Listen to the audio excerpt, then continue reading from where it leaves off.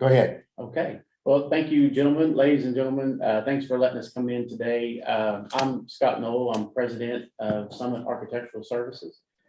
Summit's a 45-year-old company, and so originated in Pikeville, and now we're right at 50 employees over 3 separate offices, Lexington, Pikeville, and Charleston, West Virginia.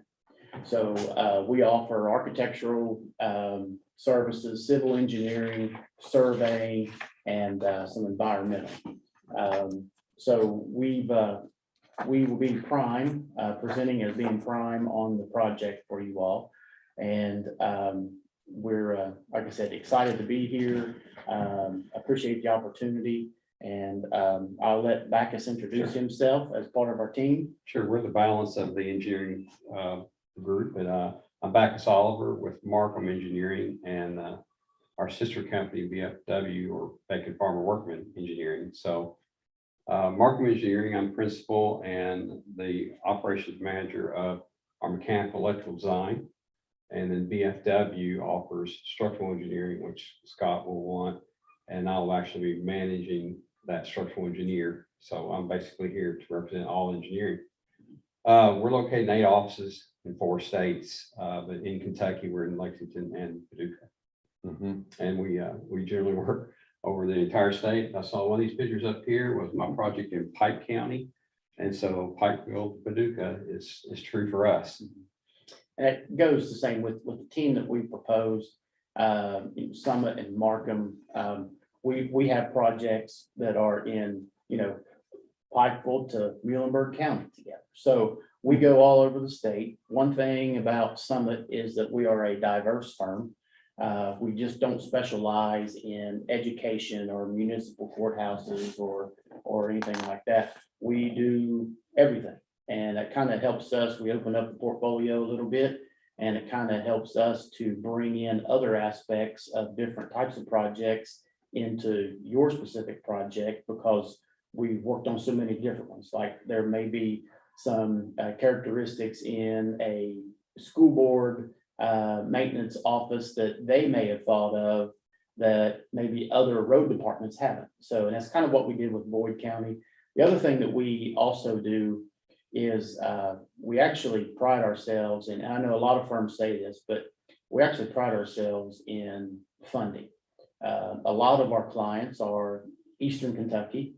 And so what we do is try to locate a funding source for a project. And so there's many different delivery methods. Usually if we know the scope, we talk about the needs, see what your all's finance options are. I believe this project may be, is it being used with or paid for with ESSER funds or cash or local bond or? Probably bond. Probably bond, okay. Mhm. So, and right now what we're finding is that with the inflation that's running right now, is all of a sudden there's a gap. You may have thought you had so much money for the project when you initiated it, but when the bids come in, that's your true cost, because right now there's about a 25% inflation mark on construction, not to account for the lead time. So that kind of, backs up to where, well, we may have had the money up, when we thought we were going to start the project, but now when we got the bids, now we've got a gap. So there's other funding mechanisms out there that are, associated with KRS 65, with the P3s, but it's not really a true P3. You could have your project started and have almost all the funding, but then also do a build, lease to purchase on some of it. So from the private side, so there's a lot of things that we'd be able to utilize the statute on to help close that gap if there's a gap in your funding. The other thing that we like to do is we kind of think outside the box sometime. We've mentioned this before about, because we work with many different clients, like we have a sanitation district that we're working with for a new maintenance building. And so they had a certain amount of money and they needed certain size of square footage. So we started researching on the different types of structures. Well, they're caught in a timing issue where they need a building quick, they need it now, and they need it to fit their budget. So we opened up and researched, and we kind of thought outside the box a little bit. And they actually liked it. They think that it's going to work for them. And it's actually an air supported structure for their maintenance facility for the sanitation district. So, and I've got a board on it we can talk about later. But so just to kind of summarize about our firms is that, you know, we're very transparent. I've even brought along, I know the folks joining us virtually won't see it, but I believe, and it's not in our proposal, but very transparent. So our, you know, our fees are out there on the line. It's all percentage based on construction. Both of our firms are, we work with that on other municipalities, with the school districts. So what you see is what it is. I mean, we don't try to, we're not trying to pull the wool over anybody's eyes. So that's how transparent we want to be. And that's the way that we operate. What is that fee? It all depends. It depends on the cost of construction. Okay. It runs, and I'll leave copies. You can share them with everybody else. So, Okay, sure. and really, you know, not knowing too much more about your project, I know that we've talked a little bit about the bus or the maintenance facility, and then possibility of a fire station down the road if that loops into it. So what we brought today, and if it's okay, I'll just jump right in and we'll start explaining. Well, I would really want you to wait just a minute to make sure that we get this other magistrate here. But there's a couple of questions that I think we can go ahead and ask you. Absolutely. And I'll let them, you all intercede at any time as well on the video. But one of the things that you touched on that I'd like to hear you all talk about is what is in front of us, the elephant in the room in any type of construction today, here in March, how long it takes to get materials in, the cost, Sure. the excess costs now and all that. Talk to us about that. Sure. So right now, Here's Landon. in Okay. this week, I guess, Hey. we could say is that if we're looking at a pre-engineered metal building, like a spec building for your structure, we've got anywhere from 6 to 9 months before the steel hits the site. So, but that's after obviously your design time, your submittal, because we'll have to get the shop drawings in, we'll have to get those approved. Once it hits the go ahead on the assembly line, we're 6 to 9 months before that steel hits the site. That is one of the largest lead times we have, other than the other thing is anything electrical right now. Yeah, electronics items, so HVAC units, electrical gear and panels is twice what it used to be. So when it comes Twice the cost, twice the length of time. Yeah. Okay. So, Yeah. pardon me, cost, I agree, 25% is pretty much seems to be the adder right now. Right. Hopeful it may come back down as soon as things level out, but we've got certain components we got to watch out what we design around and keep in mind the long lead time for those. Yeah. The one thing that, and we're all the time seeing it on current bids, previous bids, and kind of like we see a trend. It was much higher. Excuse me, it was much higher. It is starting to come down, but right now the industry is trying to catch up with the loss of production when COVID first hit. So for instance, we've got a board here on Harlan County Fire Station, Sunshine #1. And that building actually started, the project was started and designed pre-COVID. It's a part of AML money and all that stuff's being used to help pay for it. But at the time, the building budget, 6,500 square feet, the building budget was 1.3 million, which before then, that was a pretty good budget.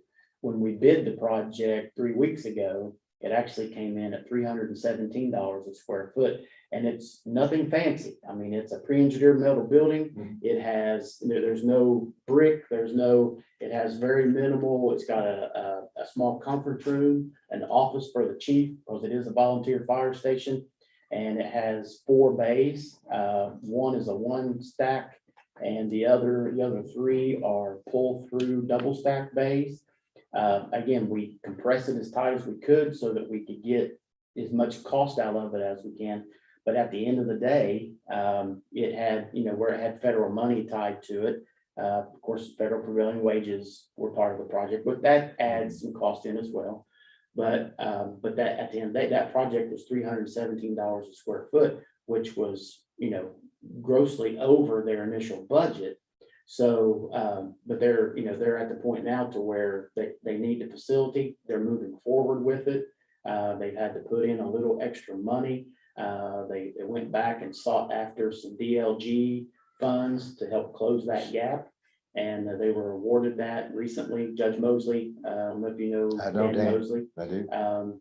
And so that's moving forward. But that's kind of like where the cost of these types of structures are right now. It's around that 300 to 317 a square foot mark.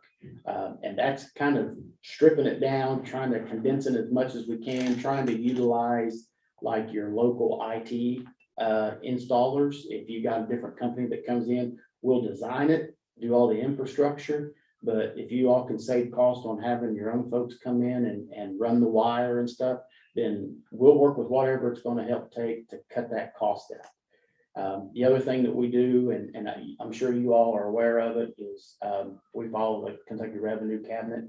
So we'll do, depending on what your delivery method is, if you're going to use construction management, they'll do it. But if you're not using construction management, we go ahead and bid it out as your, to save on the tax savings for direct material purchases. So, it all, that will usually save quite a bit of money. Normally we're saved, the contractors will pull out about 40% of the cost, and you'll save taxes on that material. And that way you can either roll it back into the project, or you can actually see a true savings there. So we dive in, and we first, budget is key. First thing we ask for, and then your needs, because then we try to whittle the project in to see if we can even get it into what your needs, fit it into the budget. And then we just kind of operate from there. I think one thing we've done creatively, we're all left to just deal with what the times are right now. And so worked on a couple of projects I thought was smart. I said, what do we really want? Let's design that. And then they're backing it down and designing it as an alternate so they can build it later. So what they're doing is, perhaps, let's say it is a fire station. They're maybe leaving one bay off as a base bid. Go ahead and have it designed, go ahead and have it reviewed and be ready. And the plan is, when things are more favorable, they'll return and then build out what they really wish to have and finish that way. But sometimes just going at it and just hoping for a different result than everyone else is getting is not successful. You've got to manage your way through this. Right. So we've got many techniques to show you how to manage this. Okay, so we've got everybody here. I guess the key statement that you made that we all need to make sure we understand is that there's a time lag for steel. Once the building is designed, the design is approved, it goes out to bid, the bids are accepted. From that point on, we've got 6 to 9 months of wait. Yeah, currently, right. Currently. This week, it's Yeah. 6 to 9 months. Yeah, okay. It could change. All right. And then I will say this, if you are doing steel building, Yes, the rest of it all falls in place. So you only just Right. gotta deal with that first float or time. That after that, we'll have the materials ordered soon enough that we'll have it. The times are double, but I'm not 9 months. right. I'm only 4 months. Yeah. Okay. So what that does is, and the benefit to that is, and in any public bid or any contractor, is that look at the project as a whole, kind of fill out the industry and see what's what has the longest lead time. And then from the immediate after the bids are open and the contracts awarded, then we want the contractors to get the submittals in so that we can take those higher, longer lead time products. Let's get them ordered, because traditionally contractors will place their orders for material as it rides with the schedule, because they don't want their floor tile showing up when they're just, doing earthwork. Sure. Well, in today's market, we need to get those ordered. So the other, that way, there's no lead time and everything falls into place once that building, that steel arrives. And that way there's no excuses. The other thing that we've been doing, and it's what we're actually doing on the fire station, is kind of getting creative, because what scares contractors the most is whenever we put in the design documents that they've got 360 days to complete a project. Well, they get nervous because they start adding in those timelines. So we got a little creative on how we can help the contractor feel comfortable with submitting a bid, getting his price as low as he can, knowing that he doesn't have a lot of pressure. So what we did on the fire station is we bid the project, we gave them 270 days, but we'll issue a notice of award, and we already have, we've issued a notice of award and a contract to go ahead and get the materials ordered, the shop drawings flowing, everything else. But because the building has the longest lead time, that they really can't put the building in the air for, like, I think ours is like 8 months, is their clock does not start until the building receives a shipment date. Once the shipment date is set, and we know that it has been shipped and is on its way to the site, then their time clock starts. So it helps them to put their bid together a little, sharpen that pencil a little more, because they know they're not going to get hung out to dry because of material delays. And so it was very popular there, even though it still bid high, but that was because of inflated cost of materials. So whatever, the biggest question is, I know you all have a current facility that's not in very good shape, but the biggest thing, what is the actual finish line? What's the date that you want or have to be in the building? And then what we do is we take and we back everything else up from there. And then that kind of tells us, are we behind the 8 ball, or are we far enough in front of it that we can get it done quick?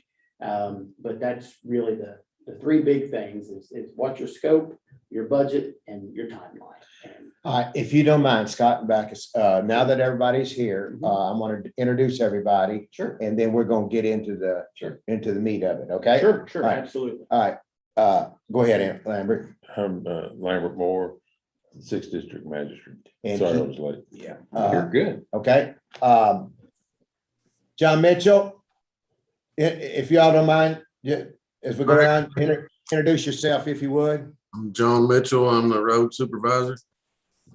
He's Upper left. upper left. He's the one he's gonna be there every day to make sure that everything's going well. I Good. promise you that. He's the customer. Yes, that's exactly right.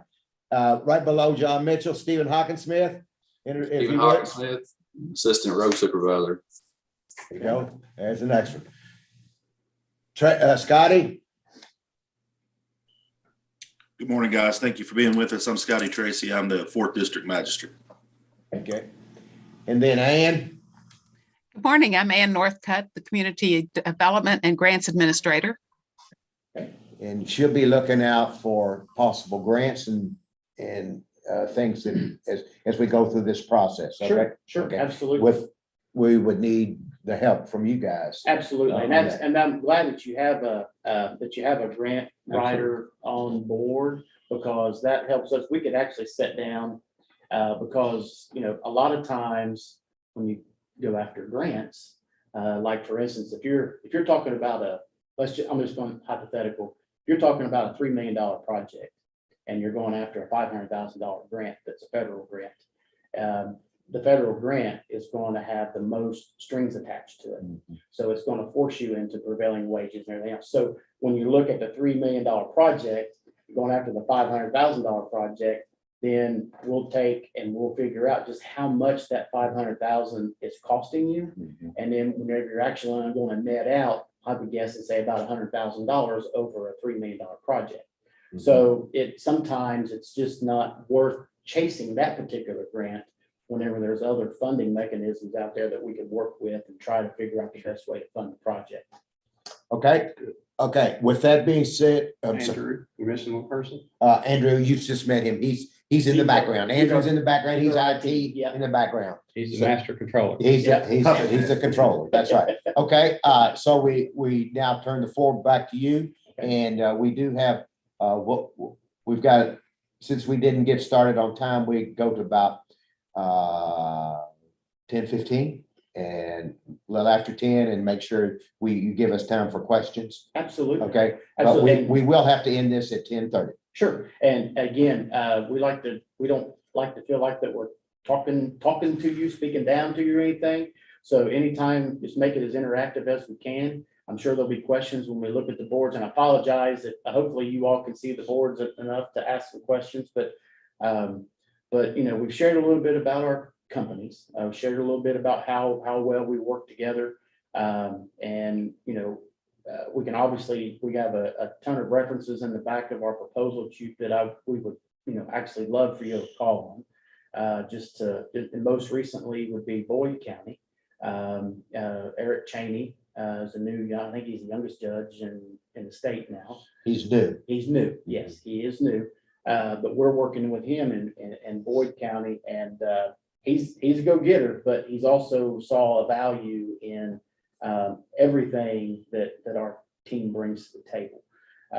So like, for instance, and I'll just speak to this project first, their Boyd County project, this facility was initially, it was a spec building built on their future or hopeful of their business park. It's 45,000 square feet. After, industry wasn't coming back into Boyd County, then the county just basically took the building over and turned it into the road department. So we were part of that initial project. Then we did the fit up, and now we're bringing in emergency management services. I say that because the building is large enough that I know there may be some questions on, is it wise to have offices at the same time we got hammers and trucks and everything else? And this project shows that it works well together, because what we do is it's actually classified as a non-separated mixed use group. So we put in the partitions, and then when we put those in, then those partitions are insulated and provided mass and completely closed off to where you do have a quiet area and you do have your maintenance and work area. Excuse me. And then we lay out the actual office area as almost like you would, you have your quiet areas, your meeting areas, your offices. Then we set up the shared spaces like your work rooms, your kitchenette, cafeteria, your break rooms, and then you move on out to noisier spots. That way, everybody, superintendents, whoever is in the building is really, they can actually conduct business while the road department and maintenance guys are actually conducting their business, and there's no interruption. So, and this project here is so quiet that we actually, we're actually inserting their 911 call center right into the middle of it.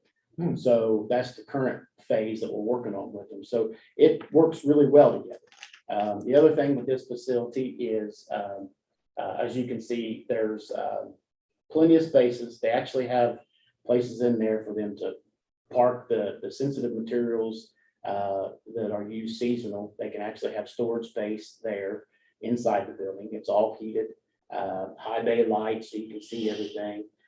This photo here was taken from a mezzanine that is there for storage space. So that also helps for sound.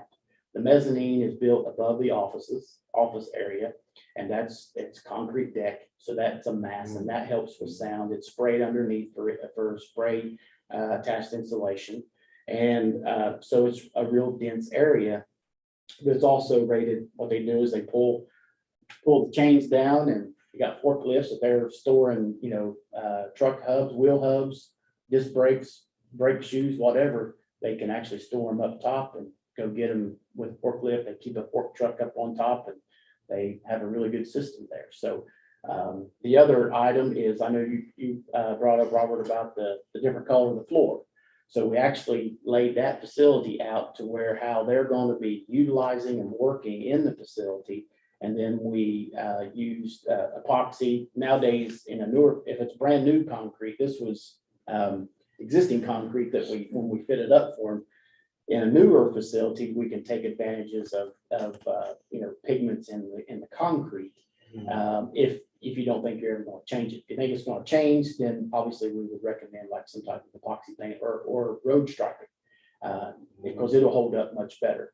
And so that way, the workers, where they're in the different pods of maintenance, they never have to worry about somebody driving a truck or a car through and being in the way of traffic, because there is a traffic flow, a traffic pattern that goes through the building. So those are a couple of different items that we've built in. The other thing is, like, since we're moving their emergency management into that building, is they had, during the ice storm, they were running 24/7.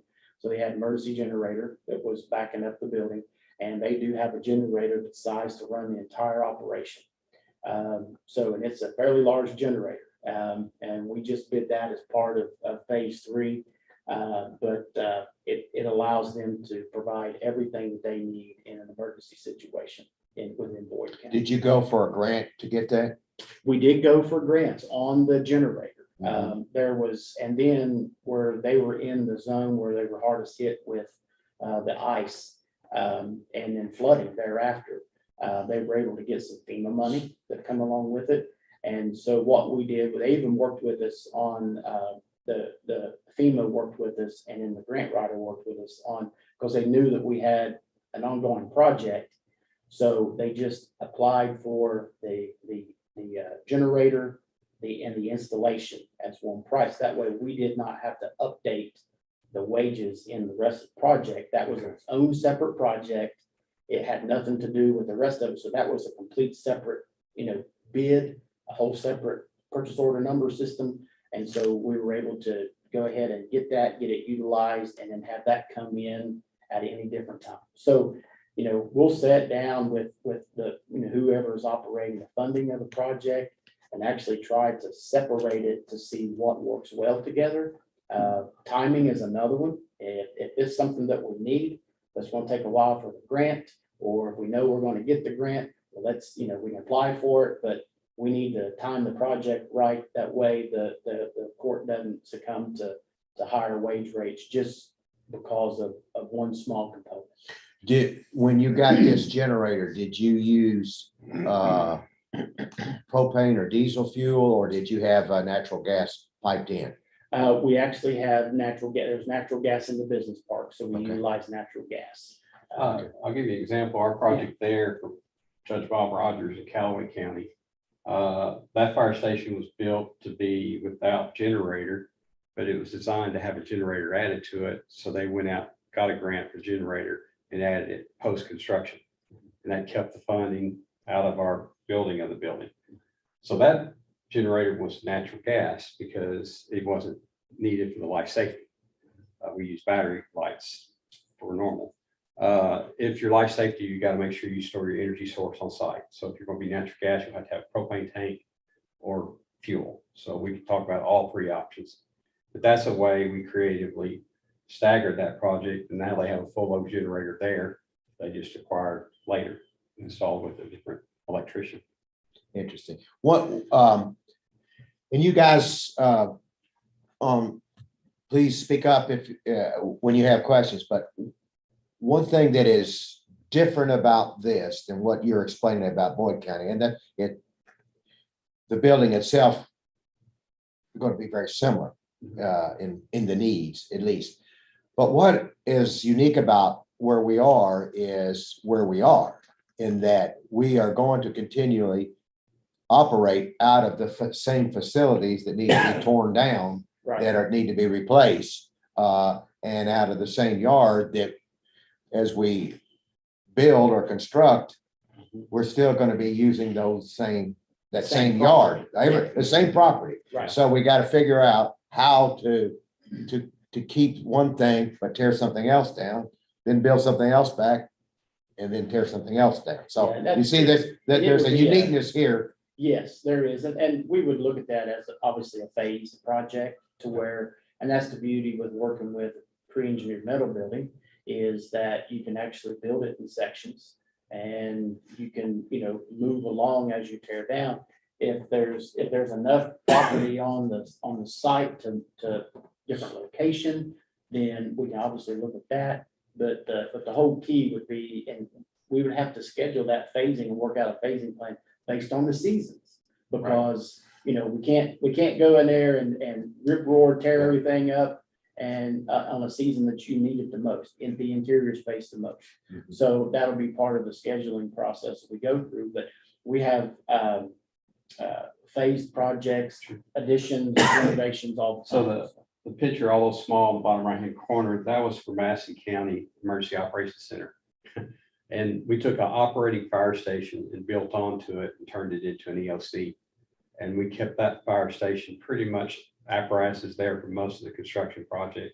There was a period of time where they had to be located at another fire station, and then we got them back in. So phasing is how you do that.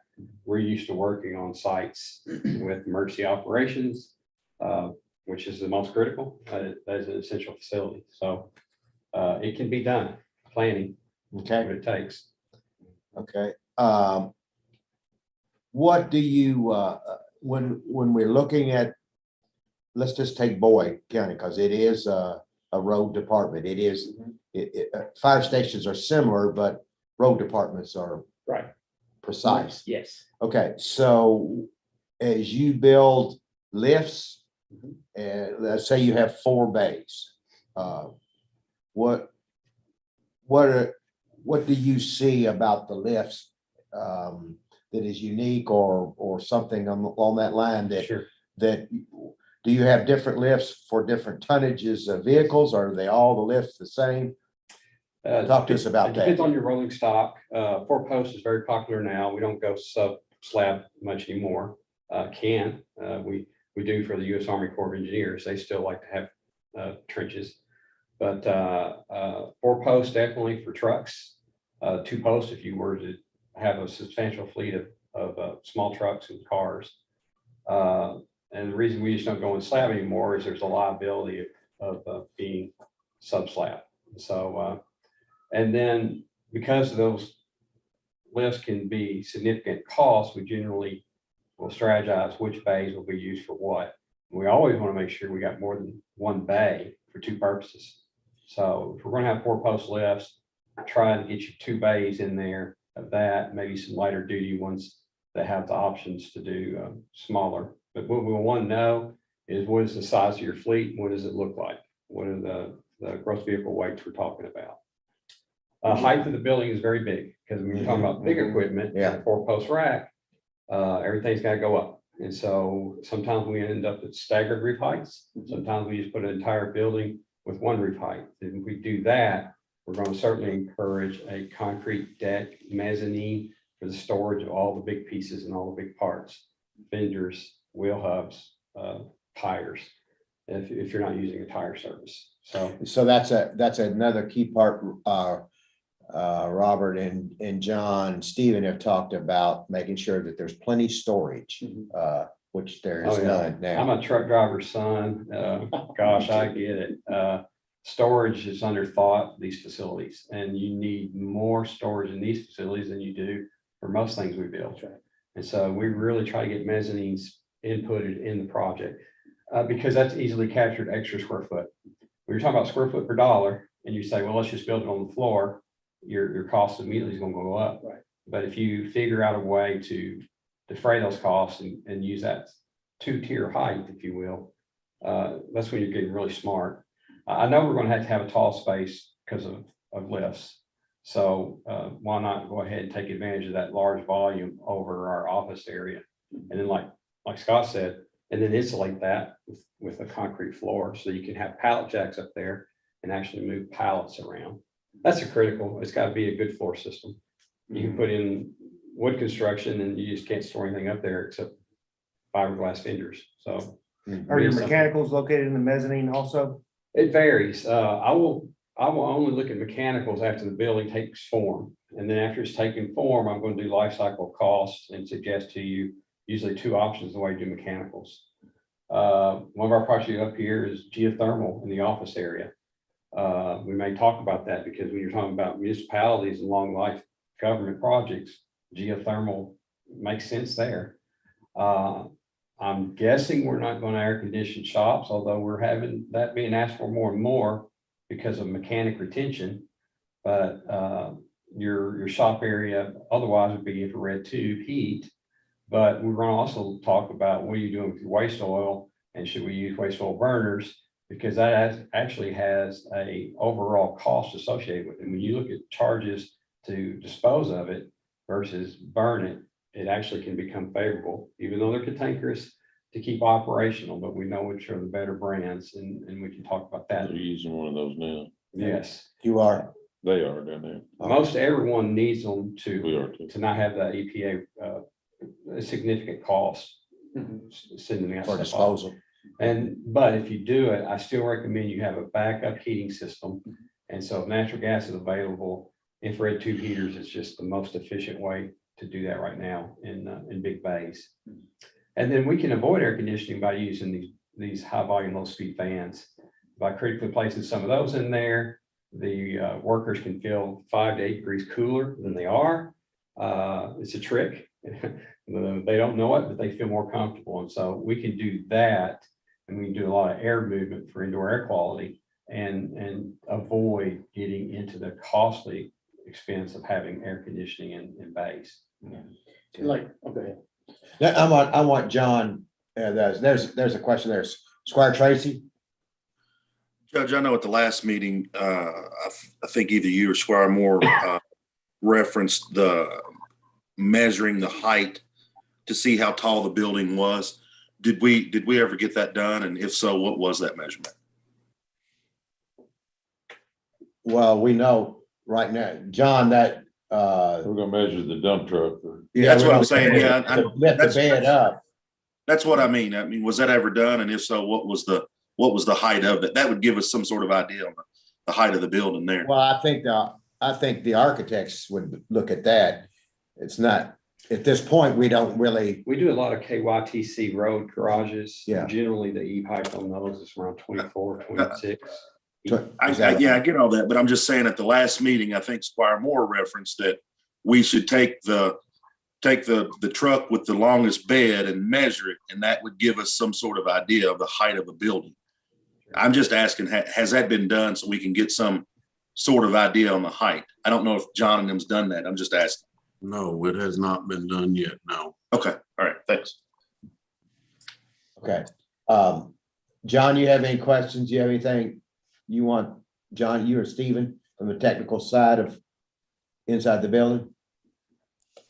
Well, I've got the epoxy floor. I've heard good things, bad things. You know, we have a lot of, especially in the wintertime, I mean, there's water everywhere. I've heard that the epoxy is really slick. I don't know whether there's a grit that can go into that to eliminate, you know, we gotta have good drains. You know, there's a whole lot that goes in from the bottom up, but we do have a lot of water problems in the wintertime when you pull something in and everything melts. So that's something I'm very concerned about, is the flooring. Absolutely. Well, you know, we have to design, depending on what the space is, any hard surface has to meet a minimum slip resistance. So especially in shops, if we're going to use epoxy paint or epoxy coatings, then there will be a grit to it added that will be sprinkled in with it to have that slip resistance put in. The other thing is that we look at is with that type of material is obviously we want to make sure it stands up. If it's in the shop area, something that will stand up to pressure washing to clean it up. Obviously, strategic location of drains is most important. So that's part of actually setting down with the guys who are going to use it, talk with them, see how they would like to see, you know, what's on their wish list, what makes their lives easier, what's going to help them on their day-to-day tasks. And then we'll turn around and set that up to where the floor drains are strategically placed. You know, one thing even, you know, Backus and I share one thing in common is I grew up in, you know, with truck driving all around my family. And I know whenever I was a runt trying to make a little money, the thing that bothered me the most is when I was on a creeper, I was underneath of a vehicle and I'd run into the floor drain and I couldn't get out of it. So that gives me those type of life lessons, helps you to realize that we don't want to put a floor drain right where the creeper is going to be, but we will slope the floor to where it will drain to the right spot. So, just little things like that. You also got to watch where you do slope your floor, because we are rolling toolboxes, Yes, creepers. So generally, we will locate the drain under the part of the vehicle we don't expect to be really maintaining underneath. right. So, you know, I think polished floors have application here. polished floors, they do have an application here, polishing the concrete. Or we can even actually do just a light broom finish. That can also be, pressure washed. So, you know, there's many different applications. What we really want to make sure that we do is get in and see exactly what how the building is operated, what it needs to be operated like. All in the same token, Backus mentioned a little earlier, other than life safety and then meeting your all's needs, we're also tasked to give you all a building that provides the lowest cost of ownership. And that's everything from operation costs, what type of building construction it is for insurance purposes, everything from start to finish, because you all aren't going to build this building again in the next, you know, hopefully in the next 20, 30 years. So We hope not. that's right. So we need to make sure, and when we're talking about the current trucks, well, we want to sit down with John and the guys to see exactly, well, what's the future of Franklin County? Are we looking to move towards any other type of vehicle, any other type of truck? Is there for energy efficiency, is there an application for some of your road superintendents or something like that, to where we're possibility of introducing hybrid vehicles? Does that come into play as far as, do we need charging stations? So we really want to help tackle the immediate need, but we also want to look, we know that this is a 30-year facility, 34-year facility. So we want to look at the long game and see how we can build that infrastructure in now, so that you're not coming back in 10 years and tearing up a project, that you're still paying bond payments on. So that's just kind of how we. So there's another piece to this, and the court has asked, and we have bids out for CMs at this time. How does the CM work with you all? It works fine. We actually have several projects going right now that's construction management. And then, so we operate them the same way. We have our job to do. We provide the plans and specs. The good thing about pulling in a CEM early is they become part of the budget and scheduling process immediately. So we actually recommend that if the court is going to utilize a CM on the job, hire them as quick as you hire the architect. Because as soon as that synergy is linked up to where we can start looking at construction costs, scheduling, what the lead times are on materials, that will actually help us to figure out what materials to actually design into it. Yeah, and they also add a lot of constructability, and they're watching their bid packages. And so if you're going to do it, I would encourage having them at the beginning, and then they'll be part of the design team. We work with 3 primarily. I'm sure it's definitely ones that you will be looking at, but we're all the time always having ongoing projects that are done construction manager method. Okay. And whenever you all get to that, if you all decide to hire your architects first, since you're interviewing first, then, we obviously can help with that RFP. We can actually even set in on interviews if you would like for us to listen in, and, obviously it's your all's decision, but we can also help, like I said before, we are transparent. So you ask us a question and if we don't honestly answer it to you, we'll have to answer to it sometime. So it's, we always hit things up front. We're open and honest, and we have nothing to hide. There's one excellent opportunity we've already talked about. So using synergy, 2 things discussed. We talked about long delivery for engineered metal buildings, for steel buildings. And now we talked about CM. If you were to have a CM, and if your budget could afford to purchase that pre-engineered metal building early and get that on order while we're finishing documents, and we actually hire out all the different trades. Right. That works with the CM, because the CM's there to give us the continuity between an early purchase and execution of getting it installed. And we actually did that for a project in Cynthiana. It was for Maiden City Brewery. We linked up with the lead on the construction side, the CEM, and we worked with him on the owners decided this is the size of building we want. This is the overall shape. And so they hurried, got the submittals in, got the project in production. Then we started designing. It's almost, we designed for essentially a fit up, but we had our parameters and we stuck with it. Of course, we did some conceptual planning to get there, but we utilized that method so we could kind of save us at least 3 to 4 months, which is important. CM proposals are due this coming Monday. Okay. Okay, so you've already RFP'd and, okay, good. Yeah, they're due the 28th. So to me, and we've built several buildings here in the past few years. Communication between the architect, communication with the CM or whomever that may be is vital for several reasons, as you know those reasons. How do you suggest that communication happens between the fiscal court, who owns the building, who's the road superintendent, his staff, you all, and the CM? What is your plan for that, for Well, communication? one thing, and I don't know if other firms do this or not, I just know what we do.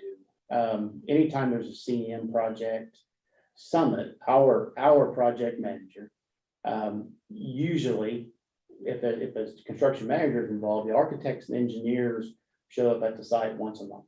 Well, we don't do that. We're on site every week. We show up with, even intermittently, depending on the need. So that communication is always there, because the worst thing that can happen is you let things go too long and all of a sudden construction schedule falls behind and everything else. The other kind of communication that we offer is that depending on what construction management firm that you all hire, oftentimes they will have their own e-commerce type communication software. Procure is one, Ecom is one that we're all pretty familiar with if we've done state of Kentucky work. So that type of communication, and then the owner is always attached to that communication system because that is transparency. That way, if say the electrician submits his submittal for the electric panels, and all of a sudden, if there's a timeline associated with it, Backus and his group will have X amount of days to return that. And if it don't, those systems, they just keep pestering the daylights out of you until you get it back. The good thing about that is it keeps everybody on task. In our business, in a total project, we do all this design work, but the most important and the critical step is the construction phase. In our office, if there's any construction question, it trumps every other question on any job, no matter what size of project it is. Construction comes first. So those types of softwares, so depending on which construction management team that you go with, if they don't offer their type of software for transparency, then we will pick it up on our end and bring them into the loop. We've done that on several projects. Because depending on, most CMs have subscribed to one or have their own, but that's one thing. But we're always in communication with the CMs. Like I said, we're on site more than most, and so we develop that relationship up front. And we meet. So those progress reports and adjusted schedules can be presented to the court just as a regular packet item. Absolutely. Just for But informational purposes. Yes. What we've done in the past, and I like this idea, is that presently Squire Moore, Squire Tracy, myself, John Mitchell, and Northcutt, Robert Hewitt would be a team, would represent because we are the committee, and we would want to meet as a group with you. but I would say at least monthly. Oh, To absolutely. sit down with the architect, with the CM. Yeah. And review, and then also it would be part of, bill payments as well. Sure. And change orders. Yeah, and Change or- and change exactly, and the CM, they're gonna bring up, depending on, initially, they'll have a monthly progress meeting, construction progress meeting. If schedule's tight or there's some stuff that we need to pick up, we'll recommend that they jump to a bi-weekly progress meeting, just to keep things on track. We always, there will always be a representative at your fiscal court meetings, regardless if we have something on or not, because there may be a question that comes up. So, I explained before, I was at a meeting last night, to be at a meeting Thursday, but we'll always be at your disposal to ask us questions or for us to provide an update. We also give, outside of the construction managers, we actually write up a progress report to submit ahead of your fiscal court meeting schedule, to submit that to whoever you pinpoint as your representative to forward on to the court. That way it's all in their court packet whenever they go into their meeting. That way they can either choose to, accept it and acknowledge it, or if it's something ahead of schedule that they would like to have someone come in here to explain more about it. So that's just kind of how the communication rolls, because our other goal is, we're just not here for this one project. We would like to be able to establish a relationship and be your trusted advisor on any building project moving forward. We don't care if we need to put a dumpster pad somewhere. Where do you think we should put it? We'll consult with you and help you do it, and you're not going to get a bill from us. That's the important thing is, that's how these projects go. That's how even if you have a project down the road and you're thinking, well, this is our need, how are we going to pay for it? Well, let's call a trusted advisor, and because we understand we can't get it funded or help get it funded, then it doesn't become a project and it doesn't suit your needs. So we'll exhaust every possibility that we have to help fit that need. I will add to that, Judge Wells, it's very important that all stakeholders are there in our programming. So right at the very beginning, there will be a lot of meetings where we talk about dreams, wishes, and the functions of the building. After that, what is critical, unfortunately, it's just like our side, where we have one point of contact for us, Scott's gonna have one point of contact for them. You will need to probably name the one person for yourselves that actually information flows through, so that at all times, who's got the ball and where we at now on that. And so sometimes municipals miss that part. They try to have us work to 6 clients. That don't work too good. You got to have a You got spearhead. that right, yeah. Military's got it right. Yeah. Someone's got to be the commanding Right. officer, and We then understand everyone that. else. I think we understand that here. Yeah. Okay, On your, in Go your brochure, when I was looking at, I didn't see a performance data in there. As far as Is time schedules on completions and this, as far as just regular projects that we've Yes, done. Okay. yes. Well, usually our projects are either on schedule, obviously, that meet it. Budgets right now are, is like throwing Yeah. dust in the air. Yeah. But our performance, the main thing that we also pride ourselves on is obviously that communication, to sit down. If we see something coming along, we're gonna let you know. The big thing, and I just answered a question to it, it's actually a project that we're working on, is that we talked about that one point of contact as far as performance. If there's a true mistake that our team makes, we're gonna take care of it. And it could be as simple as, and I say this because this is what truly happens. It's if someone comes in here and says they never make a mistake, that's a That's gonna be one of my questions. Do That's right. engineers and Because- architects make mistakes? That's right, and we do, and I'm and not. who I'm- covers that? I, and here's. You're not gonna charge us because you made a That's right, mistake. because, and I want to share this story with you because I want to show you our character. It's a project that we're currently working on in Barberville, Kentucky. The shop drawings came in, it's a tech center, and it had some duct sock in it. Well, inadvertently, who was checking the shop drawings in our office circled the wrong color. And so it shipped, it came up, the owner looked at it and said, that's not what we approved. And so I immediately jumped on the horn, told him, don't worry about it, got with the contractor and said, okay, look, I need the supplier. I need to know what's happening. I need to know what the cost is. I know there's a premium on it right now, but how quick can I get it? Because the facility still has to open. So right now, I just authorized to cut a check for $8,500 to replace duct sock to meet the client's needs, because it was truly our mistake.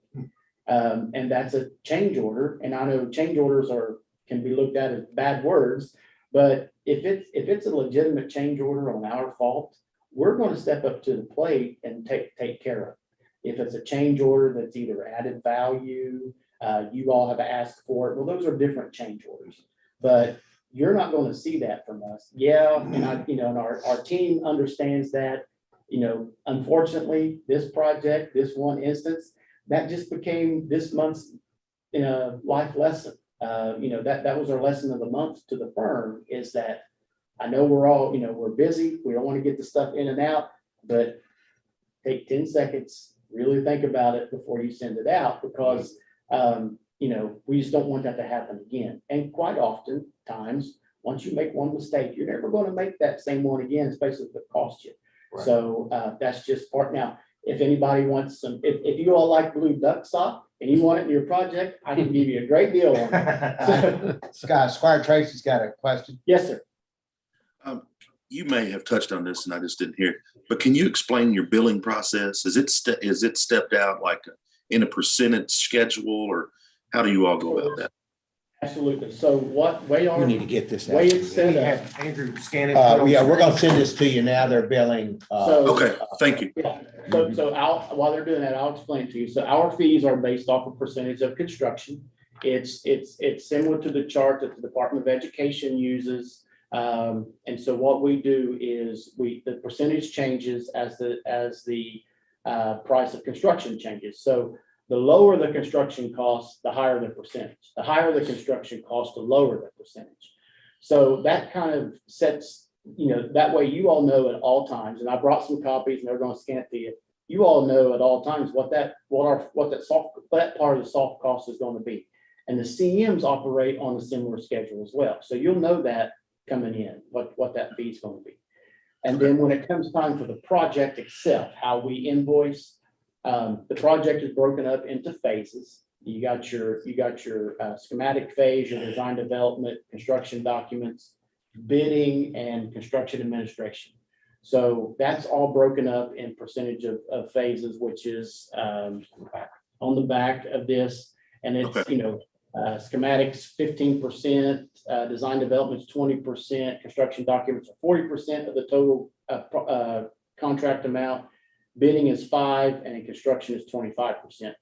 What we do is we invoice monthly based off of those percentages. So we'll only invoice monthly up to that 15%. Once that's approved, then we'll move on to the next.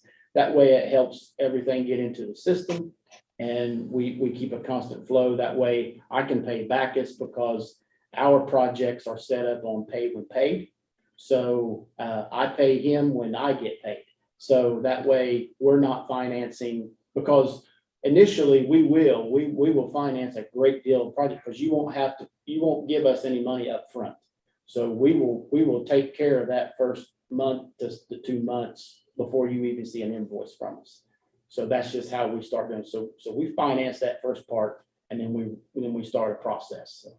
Okay, thank you. Yeah. One more question. Our road to supervisor has touched on it many times.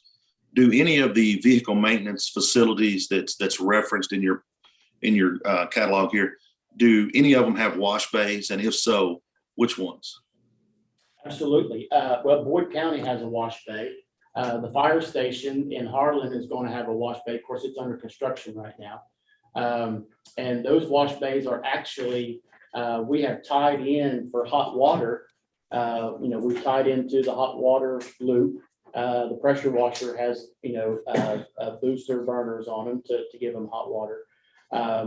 So that, and those drains are, it's a whole separate area, but we coordinate with the equipment manufacturer to make sure that, whatever they want to pull in and wash in the wash bay, that they're not going to get hoses and cords and everything else tied up. And there's not, they're not going to have to worry about beating the trucks and stuff to death to get it out. Obviously, this facility also is going to require an oil separator. So we'll have that built in, and that'll meet codes. But yeah, wash facilities are pretty much a must, because it's going to help you keep your total maintenance costs down. As part of the hot water, have anybody that you all worked with use solar energy for heating their hot water? We've looked at it many times. We found that the return on investment's not been good enough to do. So believe it or not, you still got to have a hot water heating system for the days in Kentucky that's cloudy. So you still have that first cost to buy the normal system. Then if you put in solar, it'll work when the conditions are right. But because you do that, you have more upfront first time costs. The payback, length of time payback is just so much more that the payback outlives the technology. There's that other system, the only word I know or name is Lanai or whatever, or what are the system where Renai, is that what it is? Okay, where it just recirculates itself? Speaking of instant water heaters. Yes. We use instant water heaters now. Those are gas, if possible. And then those are very favorable. I should say solar does have application, and that is just using solar to make power and then let the building decide where that power goes. Okay. And so if you want to see a sustainable component to the project, or you want to be able to advertise or discuss that, we can certainly design solar that just contributes to the power system of the building. But we never recommend making it full load or greater than the building, because that gets into batteries, and that gets into storage, and then that gets into maintenance. I understand. Instead, try to do small solar and let it just contribute and help cut down that energy bill each month. So that does have a payback, just going from sunlight to wire. Okay. You can see up there the cost, guys, and Andrew's sending it out to you by email. Yes. Okay, so right there is the construction or the architect's fee based on the amount. So there you go. I think an important part is the back page, Yeah. and that is things you won't pay for. Right. Okay. Because, and like I said, that's why we bring this to you all, and we're so transparent, is because there's not going to be any hidden fees. You're not going to see a bill that shows up because we travel to the job site. So you don't pay for us to travel. You don't pay for the phone calls, all of our expenditures, anything that has to do with us delivering your project to you. That is no extra cost to you. Sometimes it's a hidden fee. Yeah, and it is. And I'll be honest with you, in the current AIA contracts, which that's what we use, that's why we put this in there as an exhibit, is there are clauses in that AIA contracts that allows the architect to bill for reimbursables. Well, we feel that if we can't provide your project with the percentage fee that we've done, then we're just in the wrong business. So that's why, like there, what the client does not pay for. And then if you don't mind, scroll on down and we'll talk a little bit more about what's underneath of it, is what the client does pay for. Now, what's not included in our percentage fee is the cost of your building permits, the cost of the printing of those distribution documents. But see, I'll go through the rest of it. And then for instance, if you all have a piece of equipment that we don't have knowledge of, but we need to go to the factory, well, that's a special piece of equipment. With that'll be something that's on your request. Right. We don't pay for anything of the means and methods like construction connection for the utility fees, changes that happen during construction. Those are things that, are above and beyond what the base fee provided. But now I will tell you, whenever we provide a construction estimate, that's one of the services we'll have to provide at the different stages. We'll work with the CEM. We'll run through at the at each phase, schematic design development, construction documents. We'll work with the CM, and whenever we present with the CM team, whenever we present your estimate, you'll know the total project cost, not just construction cost. So we'll list the construction cost up top. That's the real hard cost that's going to be left behind whenever the project's done. And then down below it, we separate out all the soft costs. We separate our fee, the construction management fee. If whatever fees are associated with the grants, we'll work with your grant writer or your administrator to see what those fees are. We'll include those. Your building permit fees, site survey, everything that you have to pay for that you may not be aware of, that's listed, because we want to be transparent and knowing that you all may have, and I'm just going to use this number, if you all have a $3 million budget, and sometimes that can get miscommunicated, that a $3 million construction project actually turns out to be like a $4.2 to $4.5 million project. Mhm. So if you all, like one of the first things, if you all sit down with us and say, all right, we've got 3 million, that's all we've got, then we take that number and we back it all out, and then we end up, and then we come to you and say, okay, we've got $2.2 million for a facility. This is what we can provide for $2.2 million at today's construction cost. And so that's how we kind of work back and forth, multiple programming meetings. And then we start to really figure out, well, what are we actually going to build this building of? So we try to make it as transparent and realistic as we can get it. That way, you know. Okay, we're getting close on time. Andrew, if you'll take that off and put everybody back up. Do you know a percentage that prevailing wage puts on a project? Well, obviously, Rough it estimate. depends on the area, but you're looking anywhere between that 15% mark, 15-20%. It depends on the area, you know. and what Depends we on the notice. area, it depends on the scope of the project. Yeah. Because it's trade specific. I will tell you, the mechanical electrical trades is not much of an increase because we already had to pay for those skilled. We already paid pretty well for those skilled. things. Prevailing wage almost on that. Okay, John, I'm gonna start with you. Questions? Statements, anything? No, I think I'm good right now. I like what I see there, so I think, you know, I'm okay right where we're at. Yeah, we're good. Stephen?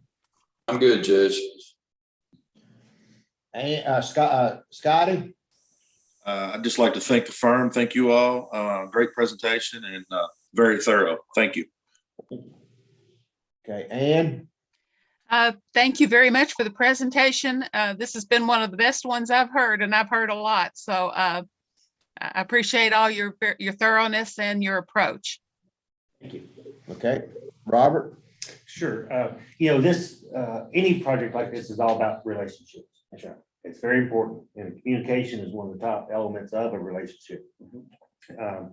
And so I just want to put that out there. And also, if you haven't, while you're in town, I hope that you do visit the road department site just to get a sense of what we see, and hopefully that'll give you an idea of the need up front. I would also like, and that's a great point, I also go see our road department, and also like for you to see our Station 10 fire station, and that's up the road from it, and conceptually, because you've actually done the same thing. You've compared your fire stations and your road departments. We are conceptually kind of thinking in that same frame, the fire station type of building. So the Station 10 is at 106 Derbyshire Circle. Okay. And the road department is 100 Lewis Ferry Road. So they're all pretty much within a stone's throw of this building. Okay. If I would like to go immediately, I just Yeah. showed up. Is that okay? Yep. John, is that okay if they come out and look at the road department? I see John and Stephen are there. And I'll get a hold of the fire chief. Yeah, that's fine. We'll be here. Yeah. What about your projects? They run on time and on budget? Yeah, as long as there's no, of course, the only thing we can't control is Mother Nature. And Yeah, right sure. now, we can't control deliveries. So And, we're trying yeah. to- Try to look ahead to see how we can make it work. Yeah, but I'll- most of them are. I'll say anything we can control, we actively control it. So we're going to Yeah. maybe suggest alternates, having some things like that. if you go CM method, understand they are in control of that. Mhm. And then we are on the bus seat with you all. And so the construction manager will be doing your estimating there. You all have said, and in it, if you were chosen, you would be willing to sit in and talk and listen to the CM's I think presentation. it'd be Absolutely. important for Scott to, I'll know, I don't think you can find anyone I won't have worked with, Okay, work with all of them. Mhm. And it's the same with us, but that's, we get a lot of communication from the CMs on what's coming up, how they could be a part of it. So, but I don't mind a bit, we're going to be the prime contract holder for the architectural engineering. I don't mind a bit, be happy to come in, sit in on, and that way I could help answer questions about each one if you want. If you do CM, you'll definitely want to be doing direct purchase material. Yes, To help defray their fee. okay, a lot of times that's what That's actually what they pays do. their fee. They'll Yeah, manage all that paperwork for you and reduce the paperwork so it's manageable for you all. okay. All right. Lambert, anything else? No. Okay, gentlemen, thank you. Thank We you. appreciate it. Great presentation. Thank you for being here. And we will be back in touch. Okay. And I guess, Robert, is this to go on the 30th of March agenda? Had you thought about that? Well, agenda items are due to the clerk this Friday. So it depends on how fast the committee wants to make a decision. I mean, I could put it on there. What do you think, Lambert, Scotty? We've got one interview tomorrow? Yeah. That I, One more here in a minute. We have 3 altogether. I'm good with whatever you want to do, Judge. You want to get it done tomorrow or however you want to handle it. I'm good with Okay. you. Okay, so we will be in touch either Friday. Robert will give you a call either Friday or first part of next week. Okay. Okay, To be clear, he'll be calling Scott. Okay. I'll work Yeah, through yeah. Scott. And be prepared to email the standard AI. Oh, absolutely. Architect owner agreement and so that way I get it to the county attorney. Of course, he's seen. so that's not gonna give enough time for the county attorney, but. Well, it's a standard agreement. He's seen Yeah. 5 of these in the last 10 years. Yeah, So it's, he's gonna make sure there's no arbitration in it and there's no, Right. all the standard stuff. And that's what we do all the time. it's a stock. Can document. we meet the 30th? Can we get it on the agenda for the 30th? Yes. Okay, all right. All right, gentlemen, thank you very much. We Thank you. appreciate Scott, it. I'll text you the fire chief. I'll call you. Okay. And since he hasn't. Good to meet you, back, sir. I'm Thank you. gonna Thank you. Thank you. call up Good to meet you there, Lambert. Sounds wonderful. All right. Sounds wonderful. Bye, everybody. Nice to meet you in person. We'll be back on at 10:30. You can tell We'll be we're- back on at 10:30, everybody. I bet. It's exciting. It's exciting. Well, Okay, thank you. pleasure. I appreciate you coming.